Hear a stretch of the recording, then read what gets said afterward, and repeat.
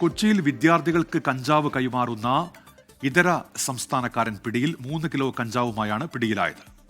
Operation തൂഫാന്റെ ഭാഗമായി നടത്തിയ പരിശോധനയിലാണ് പിടിയിലായത്. വിഷ്ണു സുരേഷ് വിവരങ്ങൾ നൽകാനായി ചേരുന്നുണ്ട്. വിഷ്ണു, ഈ ഓപ്പറേഷൻ തൂഫാന്റെ ഭാഗമായിട്ടുള്ള പരിശോധന നടപടികൾ തുടരുകയാണ്. ഇതിപ്പോൾ ഇതര സംസ്ഥാനക്കാരനാണ് ഡാൻസഫിന്റെ പിടിയിലായിരിക്കുന്നത്. ഇയാളെപ്പറ്റി കൂടുതൽ വിവരങ്ങൾ എന്താണ്? മറ്റു വിവരങ്ങൾ കൂടി. വെസ്റ്റ് ബംഗാൾ സ്വദേശി മുഹമ്മദ് അൻവർ ഹുസൈനെയാണ് ഇപ്പോൾ പിടികൂടിയിരിക്കുന്നത്. ചേരാനെല്ലൂരിൽ നിന്നാണ് ഇയാളെ പിടികൂടിയത്. ഇയാളുടെ പക്കൽ 3 കിലോ കഞ്ചാവ് ഉണ്ടായിരുന്നു.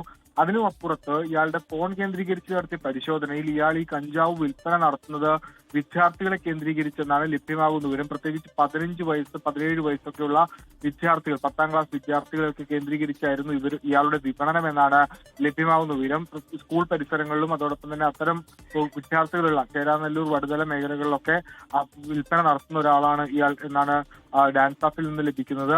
ഇന്നലെ രാത്രി 2 മണിയോടുകൂടി ചേരാനെല്ലൂർ ഭാഗത്തു നിന്നാണ് ഇയാളെ പിടികൂടിയത്. ഇയാളെ ചേരാനെല്ലൂർ പോലീസ് സ്റ്റേഷനിൽ ഏൽപ്പിച്ചിട്ടുണ്ട്. ഓപ്പറേഷൻ തൂഫാന്റെ ഭാഗമായാണ് അറസ്റ്റ് നടന്നിട്ടുള്ളത്. ഇയാളെ ചോദ്യം ചെയ്യുന്നത് വഴി കൂടുതൽ പേരിലേക്ക്, അതായത് വിദ്യാർത്ഥികൾക്ക് കഞ്ചാവ് അല്ലെങ്കിൽ അത്തരം ലഹരി വസ്തുക്കൾ നൽകുന്ന കൂടുതൽ ആളുകളിലേക്ക് എത്താനാകുമെന്ന പ്രതീക്ഷയാണ് പോലീസ് പങ്കുവെക്കുന്നത്. ഈ ഓപ്പറേഷൻ തൂഫാൻ തന്നെ പ്രധാനമായും വിദ്യാർത്ഥികൾക്ക് കഞ്ചാവ് അല്ലെങ്കിൽ ലഹരി വസ്തുക്കൾ നൽകുന്ന ആളുകളെ പിടിച്ചുകെട്ടുക എന്നുള്ള ലക്ഷ്യത്തിലാണ്. അതിലൊരു പ്രധാനപ്പെട്ട ആളാണ് ഇപ്പോൾ പിടിയിലായിട്ടുള്ള മുഹമ്മദ് ഹുസൈൻ എന്നാണ് ലഭ്യമാകുന്ന വിവരം.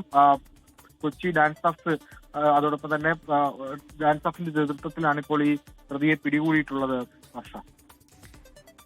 ശരി വിഷ്ണു, മുഹമ്മദ് ഹുസൈൻ എന്നയാളാണ് പിടിയിലായിട്ടുള്ളത്. വിഷ്ണു സുരേഷാണ് വിവരങ്ങൾ നൽകിയത്.